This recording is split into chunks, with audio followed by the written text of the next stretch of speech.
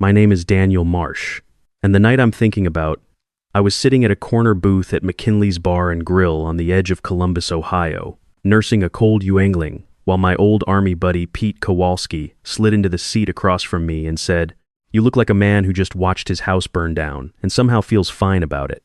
I told him I kind of did. And then I told him the whole story. I spent 19 years in the United States Army Signal Corps before I hung up the uniform. If you've never heard of Signal Corps, we're the people who make sure information flows where it needs to go, when it needs to go there, and that nobody who isn't supposed to see it ever does.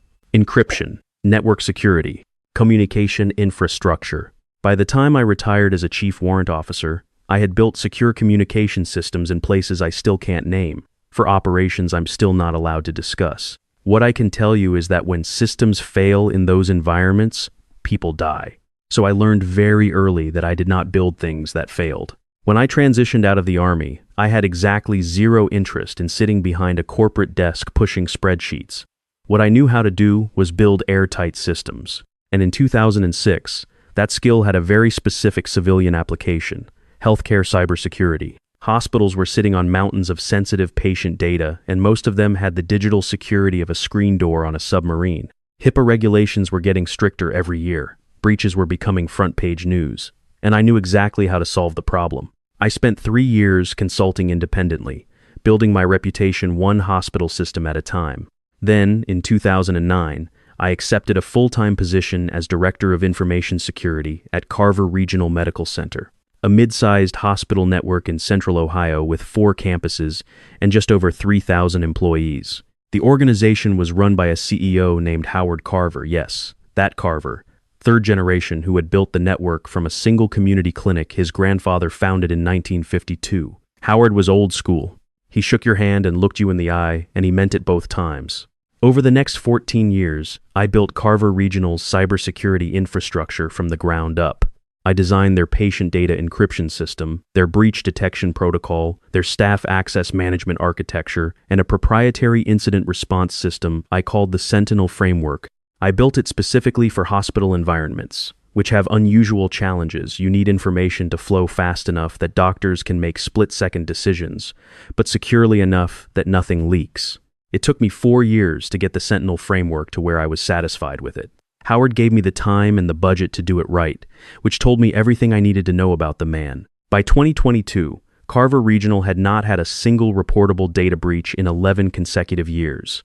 In the healthcare industry, that is not just impressive, it is almost unheard of. The network had been approached by 3 different private equity firms about acquisition, and Howard had turned all of them down. He had also been in deep negotiations with the Department of Health and Human Services for a federal partnership contract, a cybersecurity pilot program where Carver Regional would serve as a model system for rural healthcare networks across the Midwest.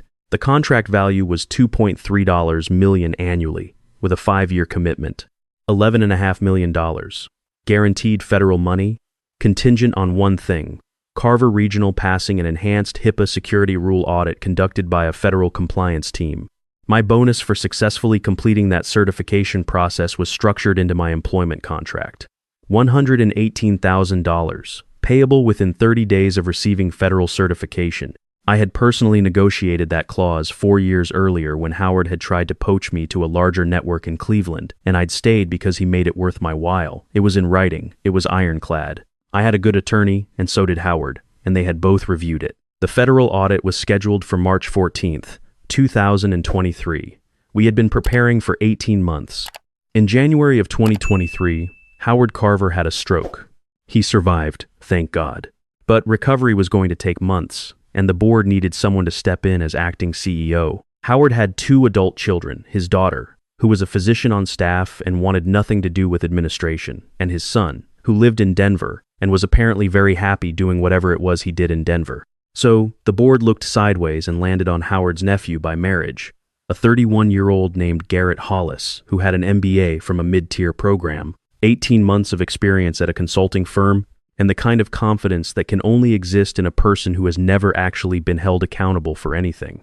I met Garrett on his 3rd day. He called a leadership meeting in the main conference room and walked in 20 minutes late, wearing a sport coat with no tie, which would not have bothered me at all if he hadn't then spent 45 minutes explaining to people who had worked in healthcare for decades what healthcare was. He used the word synergy 4 times without any apparent irony. He kept referring to our patients as the customer base. One of our senior nurses, a woman named Patricia who had been at Carver Regional for 26 years, caught my eye across the table and gave me a look that I recognized from combat, the look that says, "This is going to be a problem." I introduced myself, explained who I was, and gave him a brief overview of the federal audit timeline.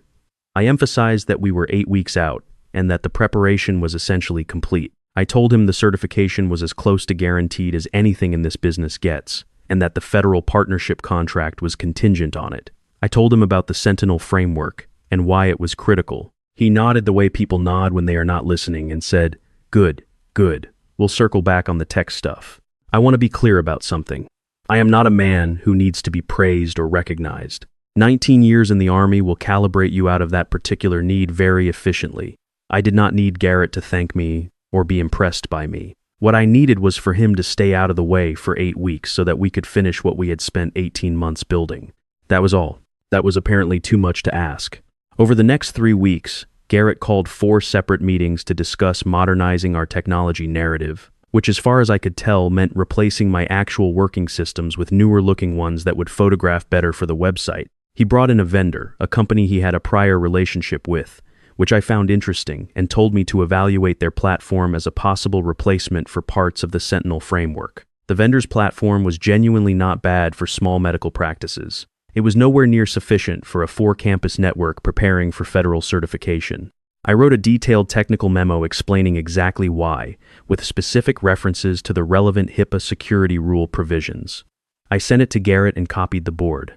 Garrett called me into his office the next morning. He was sitting behind Howard's desk, which he had rearranged.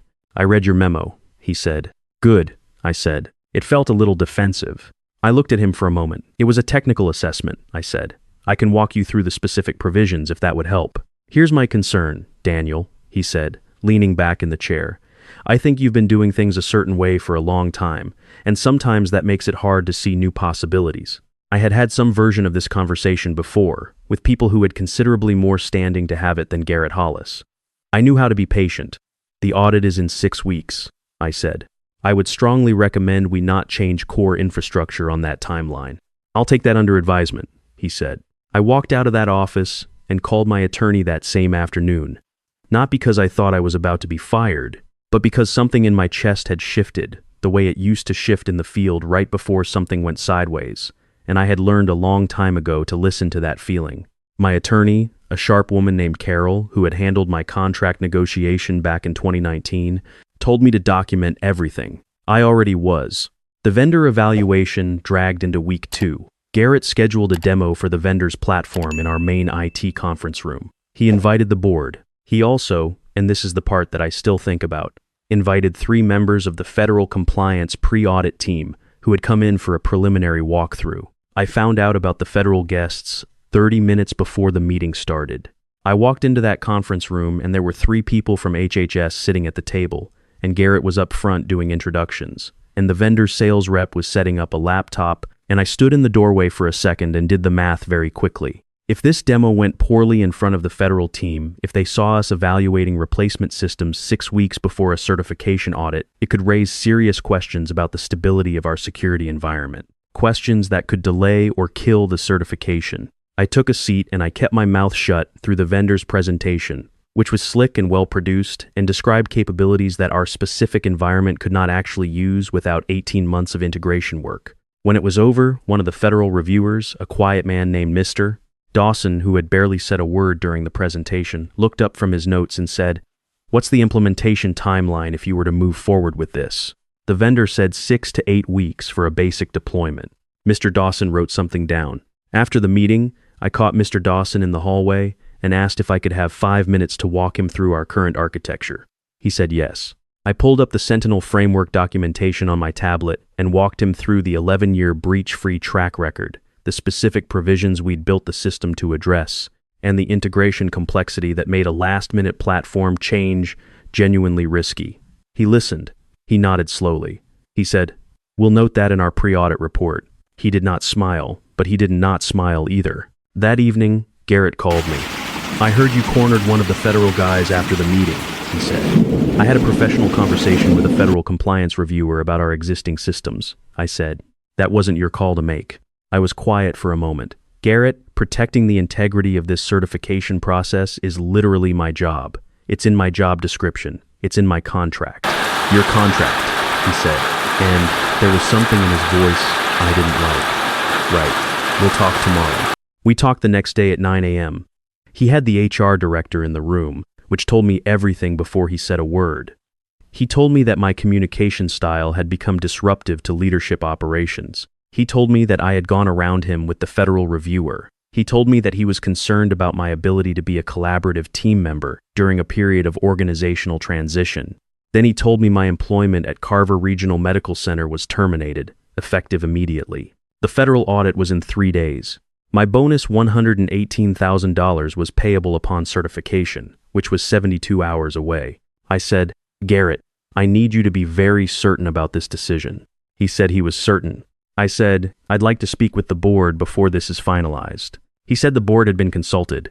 I picked up my personal items, which didn't take long because I keep my personal life out of my office as a matter of habit. I shook the hand of the IT team lead, a young woman named Simone, who had worked with me for 6 years and who looked like she was going to cry. I told her quietly that she was going to be fine and that she should document everything carefully from here on out. She nodded. I left the building. In the parking lot, I sat in my truck for about 10 minutes. I called Carol. She asked me how I was doing. I told her I was fine. She said, "Tell me exactly what happened." I told her. While I was talking, I was also thinking about something specific that I had structured very carefully 4 years ago when I'd negotiated my contract, and again 2 years ago when I'd renewed it. Something that Carol had helped me put language around. The Sentinel framework, the incident response, and encryption architecture that was the core of Carver Regional's security environment had been developed on my personal time using my personal equipment and resources prior to my employment at Carver Regional. I had licensed it to the hospital under a usage agreement embedded in my employment contract. Not assigned, licensed. The distinction matters enormously. If I left the organization for any reason, the license terminated 30 days after departure, unless the hospital and I negotiated a separate licensing agreement at market rate. At market rate, the Sentinel framework was worth somewhere between $400,000 and $600,000 in licensing fees for a 4-campus network. Carol and I had had it evaluated by an independent expert in 2021. I had not transferred ownership. I had never been asked to. Most people at the hospital, including apparently Garrett Hollis, did not understand the difference between software an employee builds on company time using company resources which belongs to the employer and software an employee licenses to an employer, which does not. Carol told me to send her my full contract immediately and to write down every detail of the last 3 weeks while it was fresh. I did both. The federal audit proceeded on March 14th without me. I know what happened next from a combination of sources. Simone, who texted me periodically in the days that followed, a board member named Dr. Elaine Forsyth, who reached out to me directly, and eventually the formal documentation that became part of the legal record. The audit team spent 2 days on site. On the second day, they requested access to the Sentinel framework's core configuration documentation to verify the breach detection protocol met the required specifications. The IT team provided the documentation. What they could not do was authorize modifications or provide the cryptographic credentials needed to demonstrate the system's full compliance capability, because those credentials were held by me as part of the licensing arrangement, and I was no longer employed there. The federal team flagged this as a dependency risk. They noted in their report that the hospital's core security infrastructure depended on a proprietary system owned by a recently departed employee with no current licensing agreement in place. They requested clarification on the continuity plan. There was no continuity plan. Garrett had not known there needed to be one. The certification was placed on hold pending resolution of the IP dependency issue. The federal partnership contract was suspended. The $3 million annual agreement, the one that was supposed to be Howard Carver's legacy, the thing Howard had been working toward for 3 years, was sitting in limbo because Garrett Hollis had fired the man who owned the key to the lock. I found out about the certification hold on a Thursday afternoon. On Friday morning, my phone rang. It was Garrett. He did not say hello. What he said, and I am quoting accurately, was, "What did you do to us?" I was standing in my kitchen drinking coffee. I set the mug down. "I'm sorry?" The audit. They put us on hold. They're saying we have an IP issue with your system. What is that? What does that mean? I said, it means exactly what it sounds like, Garrett. Fix it, he said. Whatever it takes, fix it. This contract, do you understand what this contract means for this hospital? I do, I said. I've understood it for 3 years. There was a long pause. What do you want? And here's the thing I want you to understand about that moment. I had every right to be angry. I had been fired 3 days before a certification that would have triggered my bonus. I had been accused of being non-collaborative when I was doing my job. I had watched a 31-year-old who had never built anything in his life dismantle 14 years of careful, patient work in 7 weeks because he wanted to put his stamp on something that wasn't his. But what I felt, sitting in my kitchen, was not anger. It was something quieter, something that had taken me a long time to learn. I want to make sure Carver Regional gets its certification, I said. I want to make sure Howard's work is protected. That's what I want. I heard Garrett exhale. So you'll come back? No, I said. I'll negotiate a formal licensing agreement for the Sentinel framework at market rate, and I will provide technical support during the certification process as an independent contractor. My attorney will send you the terms this afternoon. The terms Carol sent included a licensing fee of $485,000. Payable over 3 years, which was the low end of the independent valuation. It also included the full payment of my terminated bonus, $118,000 under a breach of contract claim Carol had prepared. The employment contract's bonus provision had included a clause stipulating that termination without cause within 90 days of a defined performance milestone triggered the bonus payout regardless of employment status. Carol had insisted on that language 4 years ago. I had not thought I would ever need it. Garrett pushed back. He got the board involved. The board got their attorney involved. Their attorney read my contract, read the licensing documentation, and had a very quiet conversation with Garrett. Dr. Forsyth told me later that the board was not pleased. Not with me, with Garrett. 14 days after I walked out of that parking lot, Carver Regional signed a licensing agreement for the Sentinel framework. They paid my bonus in full. They paid Carol's fees. And they sent Garrett Hollis back to whatever he had been doing before. Howard's stroke, because it turned out the board had a clause of their own about acting executives making major personnel decisions without board approval during a pending federal review process. Howard Carver called me from his rehab facility on a Tuesday morning in April. His speech was a little slower than I remembered, but his mind was exactly the same. He thanked me. He apologized. He said, "Daniel, I should have protected you better before I got sick." I told him I didn't need protecting. I told him his system was intact, and his contract was intact, and his hospital was going to be fine. The certification? He asked. Scheduled for May 9th, I said. Simone's team is ready. I'll be on call for anything they need. We passed the audit on May 12th. The federal partnership contract was signed on June 3rd. $11.5 million over 5 years, just like Howard had planned. The Sentinel framework is still running at Carver Regional. My name is not on the wall anywhere. Nobody gives a speech about it at staff meetings. It just runs, quietly, doing exactly what it was designed to do, keeping 11 years of patient records safe, keeping a promise I made when I built the first line of it on a laptop in my living room in 2009, telling myself that if I was going to build something, I was going to build it right. My daughter, who is 24 and finishing her residency in emergency medicine, called me the week the contract was signed. Someone had told her the story, I suspect Pete, who cannot keep anything to himself, and she called me and said, "Dad, why didn't you tell me?" I said, "Tell you what? All of it. What happened. What you did." I thought about that for a second. Because it wasn't really a story about what happened to me, I said. It was a story about what happens when somebody mistakes the map for the territory. She was quiet for a moment. What does that mean? It means Garrett saw a system on a server and thought it belonged to whoever owned the server. He never asked how it got built, or who built it, or under what terms. He saw a title and thought he understood what was underneath it. I paused. A lot of people make that mistake. In the Army, we had a saying, "You don't own the ground by standing on it." She laughed a little. So what's the lesson? I told her what I'm telling you now. Document everything.